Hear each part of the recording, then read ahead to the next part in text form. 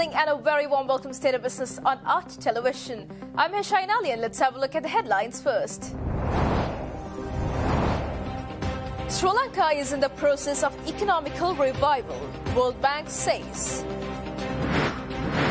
The use of burqa in public places will be banned. The Cabinet of Ministers decides. News in detail.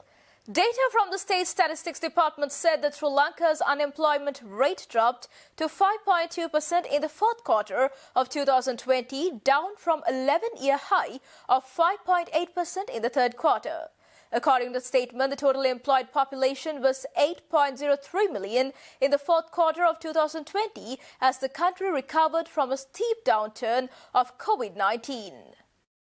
According to a statement issued by the Department of Census and Statistics, the total number of employed people in Sri Lanka is expected to be over 8 million during the fourth quarter of 2020. Out of the 8 million, about 44.8% were engaged in service sector, 29% in agriculture sector, and 26.2% in industry sector.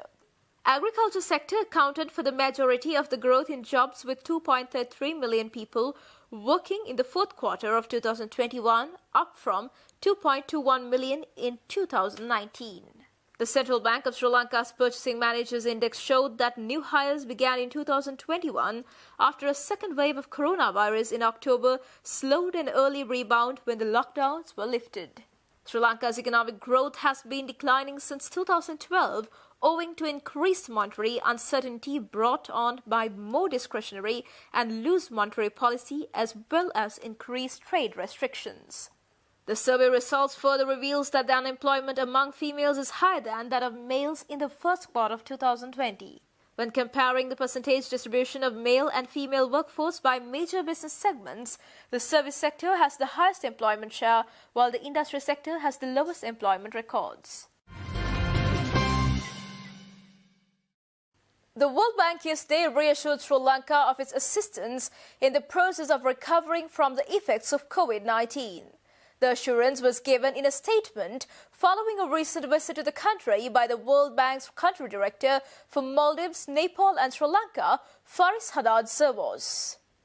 World Bank's country director for Maldives, Nepal and Sri Lanka, Faris Haddad Servos, has recently reaffirmed the World Bank's contribution to assist Sri Lanka's recovery and rebuilding efforts following the COVID-19 shock. The visit coincided with the publication of the Sri Lanka Development Update, Economic and Poverty Impact of COVID-19, which was released on the 9th of April. The study offers an update on Sri Lanka's economy and prospects, emphasizing the pandemic's disastrous effects. The World Bank management team, which visited Sri Lanka in last November, has signed two crucial agreements during the visit. A World Bank loan of $69.53 million will be used to construct dams and irrigation networks, while a loan of $69.33 million will be used to build a new transport terminal in Kandy. In Sri Lanka, the World Bank currently has 19 active programs with a cumulative commitment amount of $2.33 billion in a number of sectors such as transportation, urban, irrigation, water, education and health. Speaking at the United Nations Economic and Social Commission for Asia and the Pacific, Prime Minister Mahinda Rajapaksa emphasized that Sri Lanka became successful in the fight of combating COVID-19. Addressing the opening segment of the 77th session of the UNESCAP meeting virtually yesterday, the Premier said that the subjects such as climate change, debt relief, investments, equitable health access, sustainable development should not be forgotten. The 77th session of the UNESCAP kicked off yesterday and will be concluded on this Thursday with the theme of building back better from crisis through regional cooperation in Asia and the Pacific. Addressing the session, the Prime Minister said that Sri Lanka has made impressive progress in controlling the spread of COVID-19. Prime Minister Mahinda Rajapaksa emphasized that UNESCAP should commit to being relevant and sensitive by assisting small countries with pandemic recovery and vaccine services. While the COVID-19 pandemic dominated the discussions this year, other issues such as climate change, debt relief, investments, equitable health access, sustainable development and regional cooperation were also taken into consideration. We are also keen on strengthening our regional ties and emphasize the need to accelerate the South-South cooperation. Towards that end, we believe UNSCAP should commit itself to bring relevant and responsive with measures such as assisting small countries with pandemic recovery and vaccination program, encouraging growth of foreign employment opportunities, promoting ecotourism and health tourism, and encouraging investments into and find markets for emerging nations. Stay tuned for more news right after this commercial break.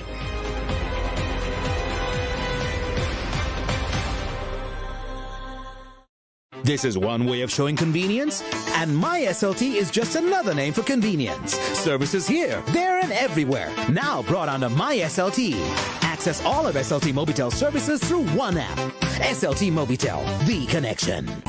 විශේෂ අවශ්‍යතා සහ සුවිශේෂී දක්ෂතා ඇති උපකාර අත්‍යවශ්‍ය දරුවන්ට මුළු මහත් රටක දිරිය දෙමින් ඔවුන්ගේ වාසනාවට හේතුවක් වෙන එකම ලොතරැයිය. දරු දිරි සම්පත හේතු වාසනා වේවා.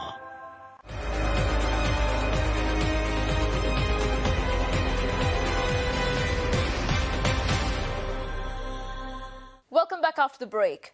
The Cabinet of Ministers approved a proposal on banning all face coverings, including the burqa and niqab.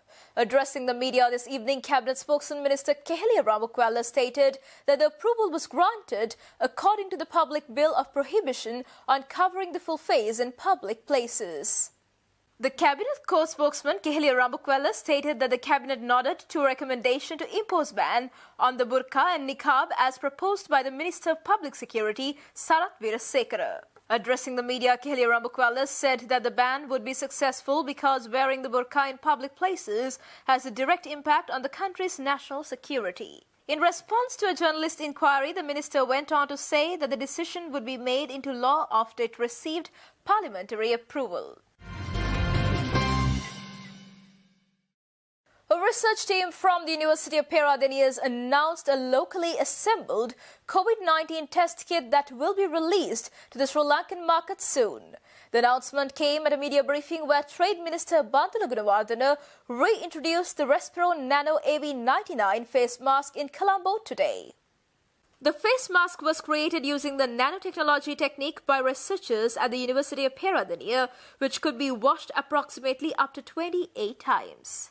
Trade Minister Bantula Gunawardena stated that this mask will be available for 200 rupees at Sathasa outlets island-wide from tomorrow onwards. Peradeniya විශ්වවිද්‍යාලය විසින් නිර්මාණය කරපු Covid ආසාදිත රෝගීන් හඳුනා ගන්න පුළුවන් පරීක්ෂණ කට්ටලය තමයි දැන් මේ පෙන්වන්නේ. මේක ඇත්තටම PCR පරීක්ෂණයකට සමානව වෛරසයේ RNA අණු ගුණනය කිරීම මගින් තමයි හඳුනගන්නේ. ඇන්ටිජන් පරීක්ෂණයක් විදියට නෙමෙයි වැඩ කරන්නේ. හැබැයි මේකේ විශේෂත්වය තමයි මිල අධික PCR උපකරණයක් අවශ්‍ය වෙන්නේ නැහැ. ඊට අමතරව කෙටි කාලයකදී අපිට ප්‍රතිඵලය ලබා ගන්න පුළුවන් සහ ඉහළ නිවර්දිතාවයක් තියෙනවා. අවසානයේ මේකට යන පිරිවැය PCR එකකට යන පිරිවැයට වඩා ඉතා අඩු ප්‍රමාණයක් යන්නේ. ඒ කරුණු තමයි මේ පරීක්ෂණ කට්ටලේ විශේෂ දේවල් විදිහට අපිට කියන්න පුළුවන්. PCR එකකට යන මුදල දල වශයෙන් රුපියල් 3000ක් විතර මේක රුපියල් 1500කට වඩා අඩු මුදලකින් අපිට එක පරීක්ෂණයක් කරන්න පුළුවන්. ඊට පස්සේ PCR එකකට අපි දන්නවා සාමාන්‍ය පැය 4ක් 6ක් ප්‍රශස්ත තත්වයන් යටතේ යනවා. නමුත් ගොඩාක් සාම්පල් වැඩි වුණොත් කාලය ගත වෙනවා. මොකද PCR මැෂින් එහෙම ගොඩක් නැති හින්දා. නමුත් මේකෙදී අපිට පැය දෙකකට වඩා අඩු කාලයකදී ප්‍රතිඵල ලබා දෙන්න පුළුවන් වියදම රුපියල් 1500කට අඩු මුදලක් යටතේ මම හිතනවා එහෙනම් මේක මේ වසංගත තත්ත්වයේදී අපිට ඉතා හොඳ උපකරණයක් විදිහට භාවිතා කරන්න පුළුවන් වෙයි කියලා. New directions given under Sri Lanka's Foreign Exchange Act have permitted Sri Lankan firms to borrow abroad and foreign companies to borrow from their parents without prior permission. The statement issued from the Central Bank of Sri Lanka stated companies may also borrow overseas in rupees or foreign currency with a maturity period of more than 3 years.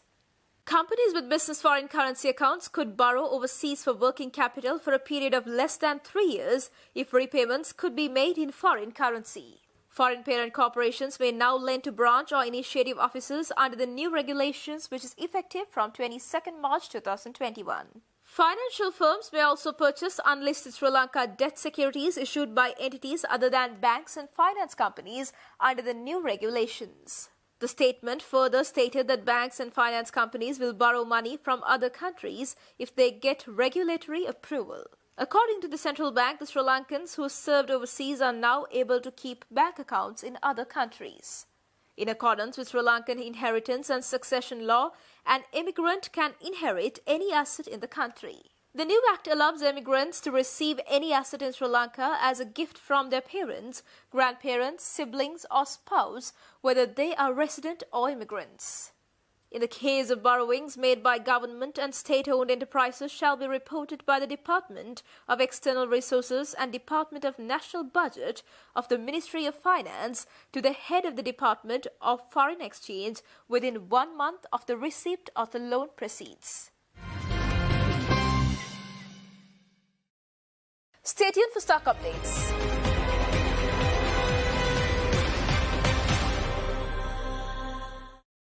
විශේෂ අවශ්‍යතා සහ සුවිශේෂී දක්ෂතා ඇති උපකාර අත්‍යවශ්‍ය දරුවන්ට මුළු මහත් රටක දිරිය දෙමින් ඔවුන්ගේ වාසනාවට හේතුවක් වෙන එකම ලුතරැයිය. දරු පිරිසම්පත හේතු වාසනා වේවා. This is one way of showing convenience, and My SLT is just another name for convenience. Services here, there, and everywhere. Now brought under My SLT. Access all of SLT Mobitel services through one app.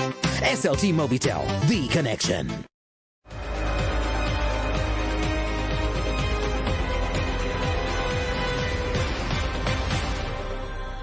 Welcome back after the break. Trading at Colombo Stock Exchange ended on a negative note today. The all-share price index dropped by minus 165.95 points to close at 7,066.70, and the S&P SL20 dropped by minus 77.11 points to close at 2,802.06. The turnover was 1.9 billion rupees and over 105 million shares were traded. Up next are Forex rates.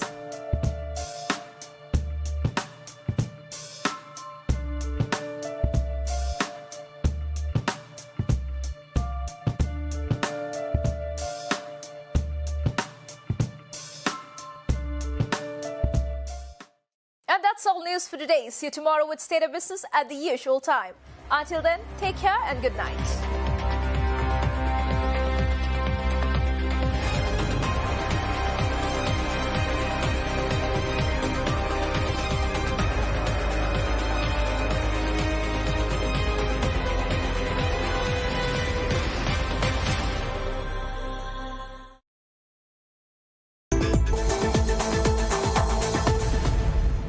State of Business was sponsored by ඔබගේ ආදරණීය වාහනය ආදරයෙන් සුරකින්න